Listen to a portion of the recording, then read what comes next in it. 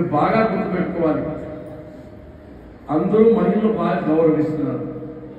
ఎత్ర నాదెంతు పూజ్యంతే తత్ర రమంతే దేవత అని మనం చెప్పింది కాదు.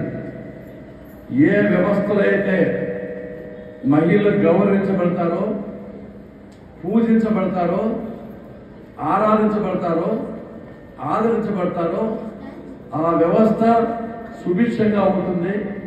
నెలకు 3 వర్షాలు పడతాయి. ఆ రాజ్యం చాలా బాగుంటుందని చెప్పి మనం చెప్పింది కాదు, విరాట పర్వంలో ధర్మరాజు గారు చెప్పిన విషయం మీకు గుర్తు చేస్తున్నాను.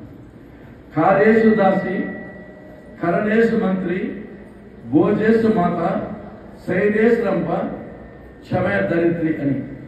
మహిళ ఎంత గొప్పదంటే చిన్నప్పుడు కుమార్తెగా తన పాత్ర పోషిస్తుంది.